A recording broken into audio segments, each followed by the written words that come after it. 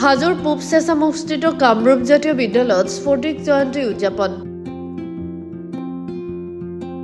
উপস্থিত অসম জাতীয় পৰিষদৰ সভাপতি লুৰিণজ্যোতি গগৈ। বৃহত্তৰ কামৰূপ জিলাৰ অন্তৰ্গত হাজোৰ পূব চেঁচামুখস্থিত কামৰূপ জাতীয় বিদ্যালয়ত 15 বছৰীয়া স্ফটিক জয়ন্তী দুদিনীয়া কাৰ্যসূচীৰে উদযাপন কৰা হয়। সেই অনুসৰি শনিবাৰে পুৱা বিদ্যালয়ৰ পতাকা উত্তোলন কৰে কামৰূপ জাতীয় বিদ্যালয়ৰ অধ্যক্ষা জাহানাৰা ইয়াছমিনে। ইয়াৰ পিছতে ছাত্ৰ-ছাত্ৰীসকলে এটি বাৰীৰহণীয়া সাংস্কৃতিক শোভাযাত্ৰা প্ৰদৰ্শন কৰে। শোভাযাত্ৰাৰ শুভ উদ্বোধন কৰে নেপনি গ্ৰুপ অফ ইনষ্টিটিউটৰ সভাপতি বাবুল আলীয়ে। শোভাযাত্ৰাৰ পিছতে বিদ্যালয়ৰ প্ৰাক্তন ছাত্ৰ-ছাত্ৰী আৰু বৰ্তমান অধ্যয়নৰত ছাত্ৰ-ছাত্ৰীৰ দ্বাৰা সাংস্কৃতিক অনুষ্ঠান পৰিৱেশন কৰা হয়। ঠিক একেদৰে প্ৰাক্তন ছাত্ৰ-ছাত্ৰীৰ সম্বৰ্ধনা অনুষ্ঠান, বঁটা বিতৰণী অনুষ্ঠান সম্পন্ন কৰা হয়।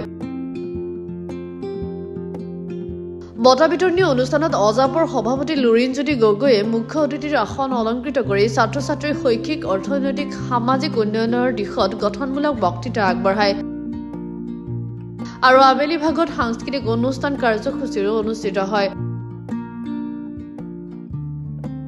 পোনপ্ৰথমে মই আপোনালোকৰ চেনেললৈ ধন্যবাদ জনাইছোঁ, লগতে নৱবৰ্ষৰ শুভেচ্ছা জনাইছোঁ।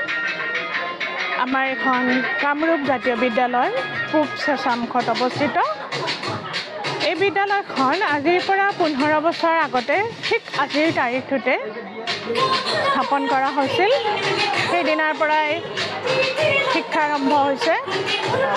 সেই তেতিয়াৰ পৰাই আজি 15 বছৰ পাৰ হৈ গ'ল। বহুতো ঘাত প্ৰতিঘাত, বিভিন্ন অসুবিধাৰ মাজেৰে আমি আজি এই অৱস্থাত উপনীত হৈছোঁ।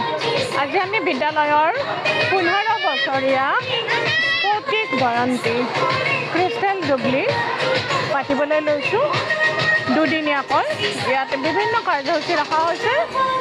আমাৰ বিদ্যালয়ত এই অঞ্চলৰ বহুতো ল'ৰা ছোৱালী শিক্ষা গ্ৰহণ কৰি আছে আৰু এতিয়ালৈকে 8টা বেটছ প্ৰৱেশিকা পৰীক্ষা পাছ কৰি ওলাই গৈছে। গতিকে আমি ক্ৰিষ্টেল জুবলি উপলক্ষে সেই ছাত্ৰ ছাত্ৰীখিনিকো সম্বৰ্ধনা জনাবলৈ এটা অনুষ্ঠান ৰাখিছোঁ, প্ৰাক্তন ছাত্ৰ ছাত্ৰীৰ সমাৰোহ, আৰু লগতে ৰাখিছোঁ বিভিন্ন ধৰণৰ অনুষ্ঠান। উদীয়মান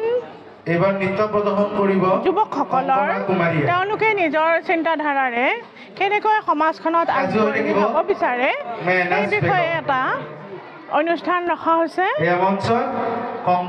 অসম জাতীয় পৰিষদ দলৰ মাননীয় সভাপতি লুৰিণজ্যোতি গগৈৰ সৈতে এটা মত বিনিময় অনুষ্ঠান হ'ব আৰু ছাত্ৰ ছাত্ৰীৰ দ্বাৰা পৰিৱেশিত বিভিন্ন অনুষ্ঠান হ'ব।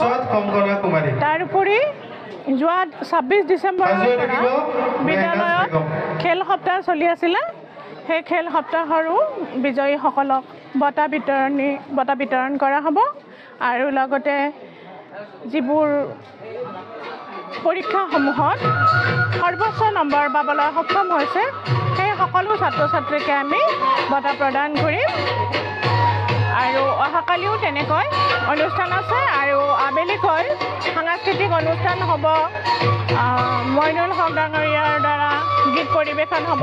চাহিল আমাৰ স্কুলৰে প্ৰাক্তন ছাত্ৰ, তেওঁ গীত পৰিৱেশন কৰিব।